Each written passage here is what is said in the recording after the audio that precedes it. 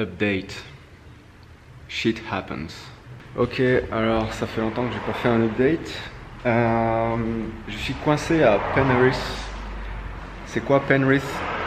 C'est un suburb, c'est en banlieue de Sydney, donc à 1h30 en train, ce qui pour rappel n'est pas grand chose en Australie. Voilà, donc ça fait 10 jours que ce magnifique Volkswagen van qui me sert de maison en fait est en panne, et c'est pas une petite panne en fait, le moteur est carrément, enfin pas HS, mais en gros faut remplacer le moteur, donc j'en ai pour 4000 $, ce qui est énorme, enfin ce qui est vraiment pas mal quand on est juste voyageur. Donc bah, j'ai toujours mon lit, hein, j'ai toujours mon espace vital, même si bon il y a des trucs qu'il faut que je répare, parce que bon il y a toujours des réparations, genre ce truc là qui a été un peu mal conçu. Sinon bah je dors très bien. Donc je vis dans ce hangar, je vis dans ce magnifique endroit comme vous pouvez voir, où mon maudit van voilà, reste là, attend son nouveau moteur, attend l'argent, attend tout, et moi j'attends avec. Voilà, donc sympa comme ambiance, tout seul le soir, bon bref. Que dire, toujours mon frigo, obligé de changer la glace tous les 2 jours, ça n'a pas changé. La salle de bain, alors attention, ça vaut le détour. Hein. Alors lui, j'ai arrêté d'essayer, en fait l'eau s'écoule pas, donc bon ben voilà, vaut mieux pas trop insister. Toilette de luxe, mais bon au moins ça fonctionne, donc c'est pas trop mal. Voilà, puis quand en fait il y a un autre gars du garage qui vit dans une espèce de backyard, dans le yard, c'est-à-dire le jardin, enfin l'arrière truc de l'atelier en fait du garage. Et il y a une douche, donc de temps en temps, la semaine particulièrement, je peux prendre mes douches, c'est douche chaude et tout, c'est royal, c'est royal, c'est formidable, magnifique. Autrement, quand j'ai pas le choix, comme c'était le cas hier, comme c'est probablement le cas aujourd'hui puisqu'on est le week-end, et ben voilà, ma douche c'est ça. Voilà, donc vous voyez comment se doucher en façon survival. Bah, vous prenez votre jerrycan, si vous êtes un peu frileux comme moi j'étais au début, bah, vous faites chauffer de l'eau dans la bouilloire là, voilà, vous essayez de réchauffer un peu tout ça. Et puis après, attention, démonstration. Voilà, on fait avec ce qu'on a, et après on est content, on est fier, voilà, on est content, on a pris sa douche, on se sent mieux.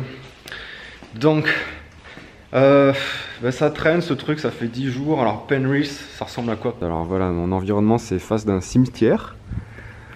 Voilà, là il y a des gens sympas apparemment, les voisins, il y a des voitures qui passent. Donc ça, bah, c'est le fameux garage en fait. Comment dire, les gens sont super sympas au moins. Ils m'ont vraiment bien accueilli, ils m'ont même filé du boulot. Je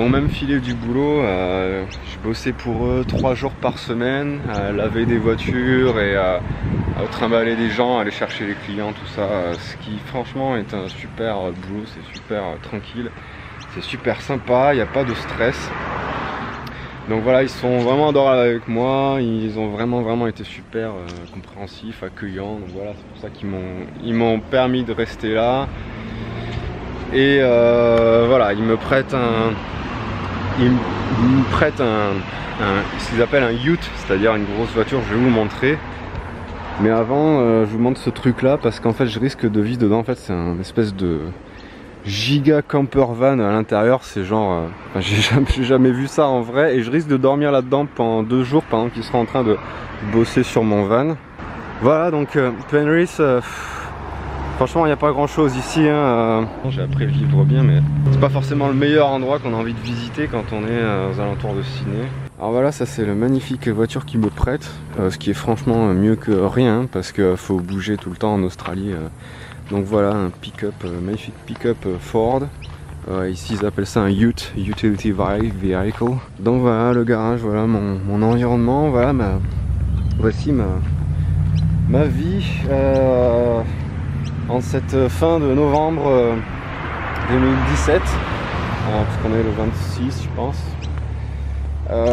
Et il fait sacrément chaud, comme vous pouvez pas l'imaginer, parce qu'en fait les saisons sont inversées en Australie évidemment, c'est l'hémisphère sud, hein. Donc ici en fait on est vraiment en train de se diriger vers l'été, ce qui franchement est cool, parce qu'en plus si c'était dans le froid, voilà, la survie dans le froid ce serait encore pire quoi.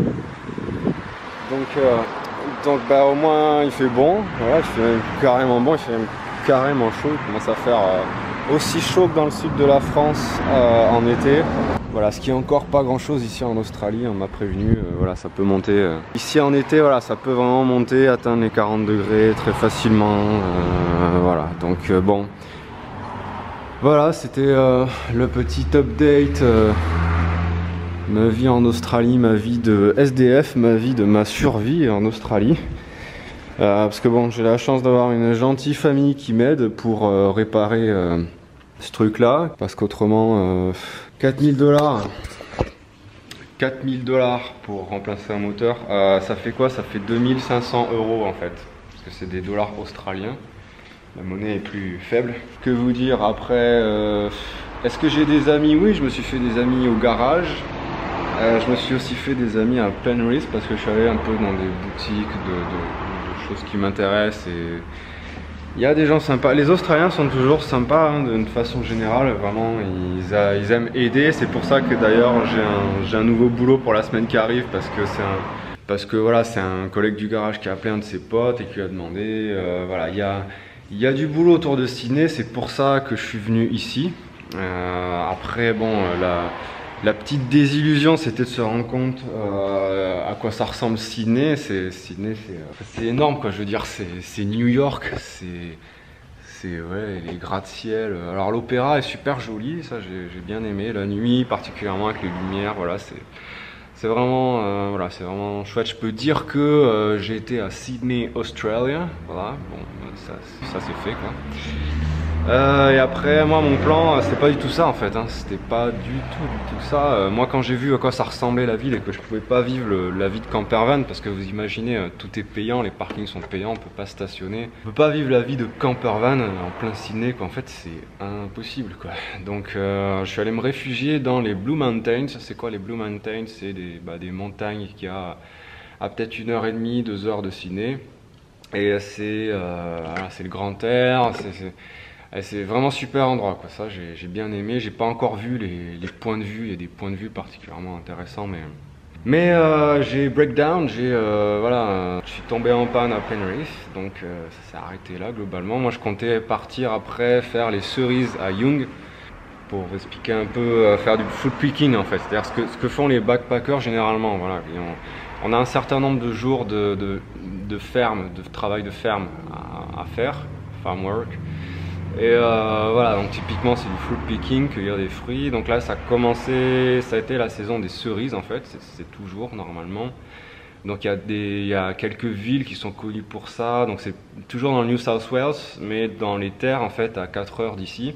Des villes comme Young, Orange, Griffith, des choses comme ça, voilà. Ou après, par la suite, en janvier, février, il y aura les pommes, les poires, enfin voilà, les saisons de cueillette se succèdent. Et moi je suis parti de Brisbane, j'allais vers le sud et j'essayais par défaut je suivais voilà un peu mes amis, les backpackers en général, le cycle des saisons qui allait plutôt vers le sud comme ça, dans le sens des aiguilles d'une montre.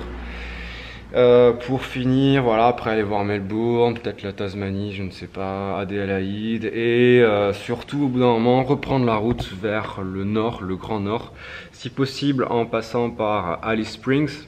Parce qu'en fait il n'y a pas grand chose d'intéressant sur la route, hein. Vous avez 3000 km et entre les deux il y a en gros voilà, Alice Springs et Uluru. Donc Uluru c'est quoi? C'est Ayers Rock, c'est une espèce d'énormes rochers rouges là, voilà, typique, l'image typique de l'Australie quoi. Donc c'est quand même une fois dans une vie que ça arrive, ce genre d'occasion, d'opportunité. Donc si on a un van qui roule c'est super, une voiture, un truc, voilà, quelque chose.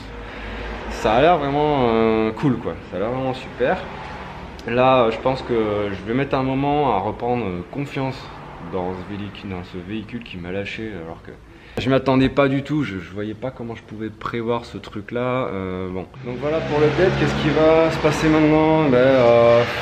ce qui va se passer, que le début de la semaine prochaine, ils vont peut-être enfin, ils vont même sûrement, enfin, ils vont recevoir le nouveau moteur, ils vont pouvoir le changer. Je vais pouvoir repartir. Après, je sais toujours pas, tout dépend si je reprends confiance dans ce véhicule.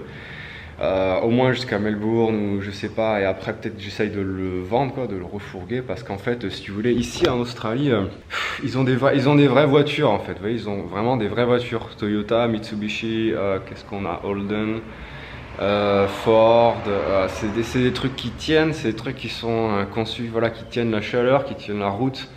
Il y a énormément de 4x4 et tout le monde se fout de moi en fait. Le Volkswagen ici, particulièrement au garage, ils m'ont dit non, c'est naze, laisse tomber, voilà. Alors qu'en France c'était genre une valeur sûre, Volkswagen, valeur sûre et tout. Ici en Australie, apparemment ça tient pas la route, quoi. C'est pas adapté, c'est pas conçu pour, c'est conçu pour l'Europe. Voilà, il fait plutôt frais. Donc voilà, donc ça pose, tout ça, ça a posé un certain nombre de questions. Ça m'a fait changer mes plans, ça c'est le moins qu'on puisse dire. Et du coup, je sais même pas si je dois faire des plans ou juste vivre au jour le jour. Pour l'instant, je suis plutôt dans ce mode-là. Parce que voilà, qu'est-ce que je peux vraiment faire d'autre. Il se passe des trucs comme ça qui n'étaient pas prévus et il faut s'adapter. Et bon. Donc là, mon programme de la journée, c'est quoi? Peut-être si j'ai le courage de réparer ce machin là, le lit, parce que bon, c'est comment dire, ça va, j'arrive à m'en sortir, mais ça va pas tarder à lâcher. Et puis du coup, je pourrais plus sortir la planche là. Bon, c'est pas top. Après, qu'est-ce que j'ai à faire? Ah oui, c'est quoi les tâches? C'est quoi ce qu'on a à faire quand on est en voyage comme ça, dans ces conditions? Ici, dans ce magnifique sac, vous avez mon linge sale. Donc bien sûr, il faut que j'aille à la laundry avec ma petite, vous voyez ce que c'est, quoi, lavomatique. Donc il faut que je fasse ça. Donc après, bien sûr, il faut que, bon, l'eau, ça va, ça j'en trouve très facilement. Il faut que j'aille changer la glace du Esquis si je veux continuer à avoir un semblant de frigo. Quoi d'autre? Il faut que je me douche. Donc ça, je pense que ça va être vite vu, hein. Maintenant, je prends le bidon d'eau là et puis voilà, vite, ça va être vite fait, quoi. Je suis plus à ça près. Et voilà, et puis peut-être s'il reste du temps, j'en sais rien. En général, c'est ordinateur, guitare. Ah oui, il faut que je recharge tous mes appareils aussi, y compris ce petit appareil que vous voyez là, parce que oui, ça consomme des batteries. Alors comment on fait? Je suis chanceux parce que j'ai toujours ma deuxième batterie ici qui est toujours en état de fonctionnement. Ça fait 10 jours et je peux toujours recharger mon laptop, mon Mac, tout ce que je veux en fait. Donc ça, c'était un sacré bon investissement. Bon, après, au pire, j'ai des prises murales, hein, donc je me débrouille. Voilà, ça prend du temps, mais je mets sur les prises murales. Voilà, la vie passionnante d'un SDF en Australie. Un voyage qui tourne pas mal, mais bizarrement, on va dire. Un voyage qui tourne bizarrement. Après, l'avantage, le truc que je regrette vraiment pas, c'est que ici, franchement, je dois être le seul voyageur, le seul Français à Penrith. C'est pas... Je veux dire, il n'y a rien à voir, il n'y a rien à faire ici, c'est un peu mort, quoi. Donc au moins, je suis bien entouré, je travaille grave mon anglais, mon Australian English, parce que je suis entouré, c'est les meilleures conditions en fait, c'est de ne pas avoir l'occasion de parler français, de ne pas avoir d'autres étrangers. Donc ça c'est, voilà, ça au moins c'est bien, ça j'apprécie, je suis avec de vrais trous Aussie, j'apprends du slang, j'apprends des choses. Voilà, donc la semaine qui m'attend, apparemment, donc c'est un boulot de landscaping. Donc en fait, tout simplement, c'est dans une maison d'un particulier. Je suis allé voir avec le gars ce matin, qui a été bien sympa de venir me chercher, me montrer. Et en fait, apparemment, bon, il y a des arbres à couper, il y a en fait, tout le jardin, quoi. C'est pas un ravalement de façade, c'est un ravalement de jardin, quoi. En fait, il y a tout à décagner, déconstruire, voilà, ravager le truc, foutre du béton, j'ai pas trop compris, voilà, virer les herbes, virer tout ce qu'il y a, remettre tout ça à neuf, à page blanche, quoi. Et donc ça va prendre une semaine et apparemment je suis payé 20 $ de l'heure, qui bon est un peu, c'est le minimum, quoi. Mais bon, c'est carrément mieux que rien, surtout que j'ai 5 jours d'affilée, c'est une semaine, c'est un full time.